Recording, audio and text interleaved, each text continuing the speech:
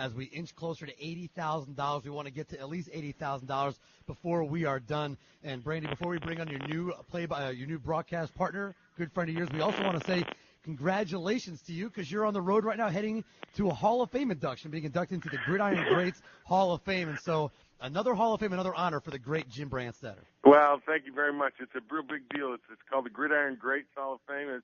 As a matter of fact, my partner, Dan Dierdorf, is already enshrined. As I did when I was in college, I follow him everywhere.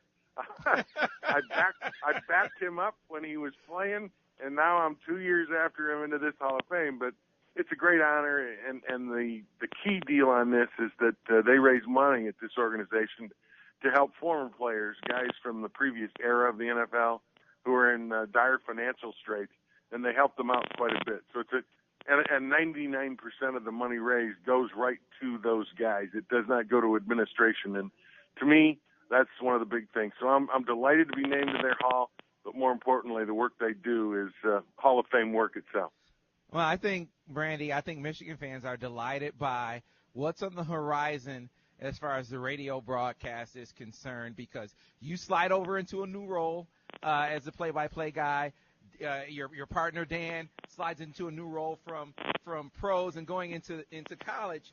But I think it's gonna be this very familiar theme because of the chemistry that you guys have and the perspective that you both have as former players. I just feel like it's gonna be a real treat. And let's bring Dan Dierdorf into the conversation here. Dan, it didn't sound like they had to pull your leg to work with your old friend Brandy. Well, I think I just got my first taste of what opening day is going to be like. Brandstatter talks for 6 minutes, and I don't say a word. Hey, it's the best I can do, because once you give him the mic, it's going to be over. Oh, I see. That's a pathetic attempt to turn it around on me. That was, by the way, I was listening in, and that was really well said about Mott Children's Hospital and what it does for the young men that go there and the young women. And it's not just the football players. My daughter was a basketball player at the U of M, and every athlete, it's a rite of passage to get involved with the kids over at Mott. And you're right, the takeaway is much more than they're able to give. Yeah, I can't say enough that example that has been set for every athlete that's come through those doors, and they've come on these airwaves and tried to pass along to the listeners. It is something that should be celebrated, but also is something that should be mimicked. And folks, you need to get behind it as well. 1-800-559-2657, 800-559-2657, champsformott.org. And so, guys, I know everyone is really excited about hearing what it's going to be like, you guys being in the booth. What's the preparation like? Do you guys have to do anything to get ready for it, or do you have just the type of chemistry that's going to allow you just to roll right into the booth and do your thing? Well, I'll go first. I don't think chemistry is going to be a problem. I've known Jim my entire adult life, and so I think our friendship will see us through in that regard. We're both professional broadcasters. We've been doing it for decades. I'm the one that has all the work to do because I'm the one that has to make the transition from the NFL to the University of Michigan and college football. Jim knows everything that's ever happened to Michigan football, and I don't. And so I'm the one that's going to I'm the guy that's on the crash course between now and August 30th. So, wow, Sam, what you've just gotten is a little bit of the chemistry from Dan that, oh, woe is me, and that, boy, I'm going to be hard-pressed to get this job done. Oh, boy, Jim, get out there, get it. And I just think you ought to know. The guy's been broadcasting football for over 30 years. We got 65 years experience. The best part of this whole deal is that we know each other well. We've known each other for over 40 years, and we love the game and we love Michigan. And there's nothing that's going to change that between now and that Appalachian State game that we do that first Saturday. So I can't wait. I'm looking forward to it, and we may have to quit telling stories and get back to the game on occasion, which is one of those things that we'll have to deal with. Well, what Jim's going to have to do is tether me to my seat because, quite frankly, my excitement level is going to be off the charts. I've just gotten to see and attend so few Michigan games over the years because I was either playing in the NFL or I was broadcasting in the NFL, and I just never got the opportunity to spend many Saturdays in Ann Arbor. I was always working. So this is a dream come true for me. Jim will tell you that I talked to him a couple of years ago when I was thinking about retiring, and I said, all I'd love to do is just come up to the booth and just do a series or two with you to call a Michigan football game. And as luck would have it, I'm going to get to do more than that.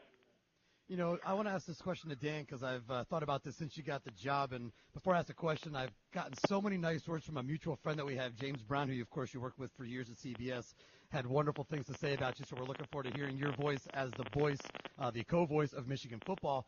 But that allows you to do something that you haven't done because you talk about the transition. Will the hardest transition for you be that you could be a homer now? Well, yes, that's going to be different because my job was to always cut it right down the middle. If you got equal amounts of hate mail from both cities, you were doing your job pretty darn well. And you're right. All I ever wanted from a football game was for it to be close in the fourth quarter so we could hold our audience. And two things are going to really be different for me. You're right. The broadcast is now going to center around the Michigan Wolverines, and secondly, I've spent the last 30 years talking about grown men who are playing a game for money. They're getting paid to play, and I think because of that they get held to a different standard than I think you hold an 18 or 19 or 20-year-old kid. So I'm going to have to make the adjustment there. I think there would be something maybe I would say about a guy in the NFL that I think would be maybe not appropriate to say about a college kid who's still really just a kid. Mm-hmm. Well, I guess one thing that I learned, and I'm a little surprised, but it sounds like, Dan, and correct me if I'm wrong, if I'm mistaken, sounds like there's going to be a lot of deference to Brandy. I heard a lot of Brandy's right, and Brandy's going to tether me. It sounds like Brandy's going to be the guy in the book. Am I hearing this right? Well, no, let's be realistic. I've worked with some no-names like Al Michaels and Greg Gumbel and Dick Enberg, and when I've been living down below with guys like that. Now that I've got a chance to work with JimBrandstatter, can you blame me for being excited? You know what? I need to get my shovel out of the garage because it's really getting deep over here in my house. I mean, really. Al Michaels called me up and said, Dan, you're the luckiest guy I know. And you know what? Al's probably right. Of course, we weren't talking about Michigan football. I know. The best thing, you know what the best thing about this is, guys, and I know Dan, and Dan's going to be excited about doing it. He's doing this because he wants to do it because it's Michigan. And that's what I love about it. It's not about money. It's not about a career. It's not about a job. It's about doing Michigan football. And for me, how it can't get any better than to have a guy sitting next to you who wants to be there because it's his school. It's his program. And he's a part of it. And he brings a legacy with him to that stadium every time he walks in it.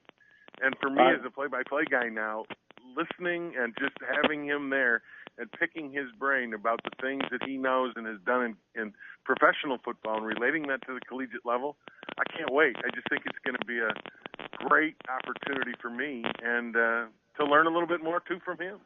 Well, guys, Jim, you make a great point. I am. This is the only job in the world that I ever would have considered. When I walked out of the booth at CBS, I never, ever expected to ever walk in a broadcast booth again. But as silly as this sounds, and for all of you out there that when I say this, you might say, oh, my God, that's the corniest thing I've ever heard in my life. Part of the reason I'm doing this is that I know somewhere some guy named Bo is proud of me. That's deep. I got to tell you, folks, if that's an appetizer, If that's an appetizer, the main course is going to be outstanding. It's going to be outstanding. I couldn't agree more. And I think quite often since this whole thing came down, and I know Dan probably has too, he can answer this, but if the old man were alive today and he got wind of this one and you and I doing the games in the booth, I always thought he would have maybe one of those big smiles on his face with a cigar sticking out to the side, and he would probably come in there and say, now you guys got to come in and talk to me every week because I got to teach you some more about football so you don't screw up. Yeah, you're 100% right. Not to mention the fact he'd be walking in the booth at every commercial break to tell us where we screwed up. I know. He'd be right behind us. Well, folks, in just a few months, 3.5 hours of Brandy and Dan Dierdorf. I can't wait. I'm sure you can't either. Guys, thanks for coming on and spending some time with us this afternoon. Hey, my pleasure. Thank you very much. And again, I echo everything Jim said about Mott Children's Hospital. If you can spare a little something, you'll never find. You don't know until you travel like I travel how fortunate everyone in southern Michigan is to have a world-class, and I mean world-class medical facility like the University of Michigan Medical Center, of which Mott is a part of it. Let me tell you, it's one of the 5 best hospitals in the entire world, and that is no joke, and we should count our blessings that it's in Ann Arbor. There you go, folks. Thanks a lot, Brandy. Thanks, Dan. Hey, my guys. pleasure, Bye-bye. guys. Couldn't agree more with Dan. You guys take care. All right, thanks a lot. 1-800-559-2657, champsformott.org. And real quick before we go to the break, I want to thank our friends from ITC Holdings from 4 to 6 p.m. They've been doing a wonderful job manning the phones in our phone banks downstairs, so let's keep them busy downstairs. 1-800-559-2657. One more chef and a couple more guests still to go here on the Mott Takeover, Sam, as we come back on the other side. Yeah, back on the other side, the 9th annual Mott Takeover on the huge show across Michigan.